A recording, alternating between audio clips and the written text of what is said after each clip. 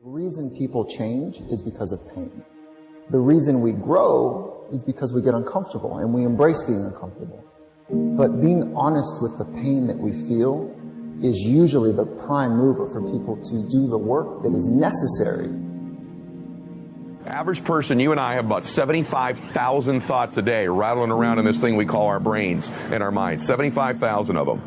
The crazy thing is 91% of those thoughts are identical to the previous day and are identical to the day before that and the day before that and the day before that. You're not a procrastinator. You have a habit of procrastinating. And so most people never take the time to analyze what they think about. The most successful people I know are the most self-aware, meaning they're aware of what they do and they're also aware of what they think, they're aware of how they're perceived. But people like to give themselves this excuse. I do not have the energy to do this. Whatever. If you decide that, that's true. But if you watch a motivational video, there's 100 of them on YouTube, thousands even. You go watch one, you'll get fired up. You're like, I'm going to jump some rope. You jump some rope, you do something. Just do some push-ups, do something, do some body weight squats. You'll feel better. Some of them maybe, but I think some of them just don't have discipline. There's an issue with that as well. There's also an issue with momentum. You're not used to doing it. It's not a part of your life. It's not something that you're accustomed to pushing yourself. There's been many days where I didn't want to work out. I just didn't feel like I had the energy, and I just forced myself. And I think there's very few people out there that know how to force themselves. And we wonder why our life seems to repeat itself over and over again. So really the difference in our life, if we have 75,000 thoughts a day, here's the crazy thing, 91% of them are exactly the same. The separation in our life is in those 9% of their thoughts, because remember this, these magnets are pretty powerful. That's why I'm always saying that your obsessions become your possessions, because they do. You draw into your life exactly what it is you think about. It's a physical reality that you attract to yourself what you think about. So the difference in our life is 9% of our thoughts. That's why people say all the time the difference between winning and losing is so small, it's almost too scary to talk about.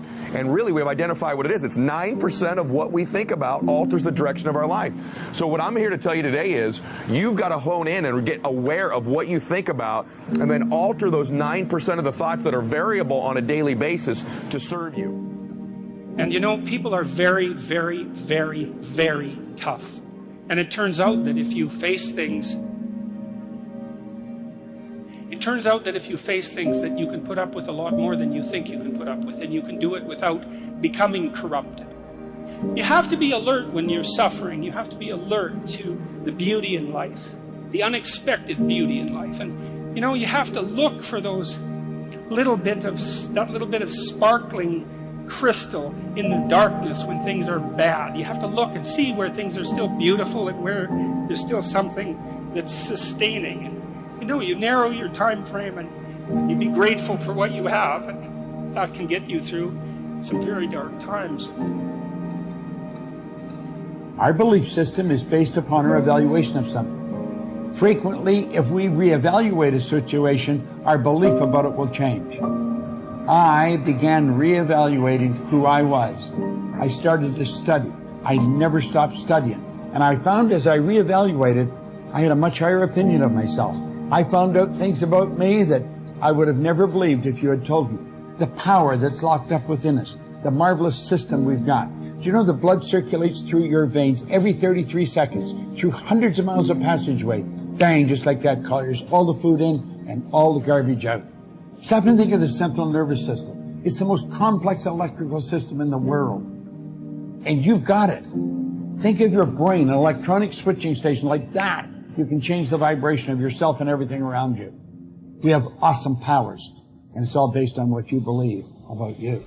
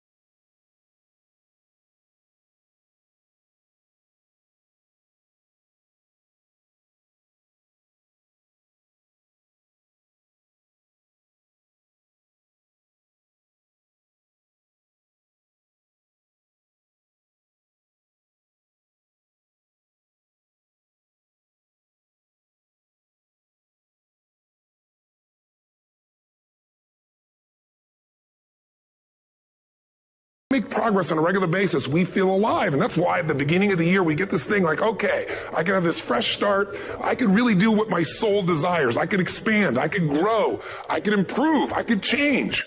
Or maybe better than change, I could progress. See, think about that. Progress is an aliveness to it, doesn't it?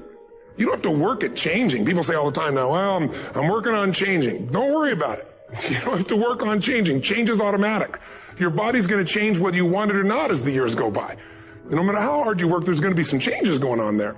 The economy is going to change no matter what you want it to do. The weather is going to change. Relationships are going to change.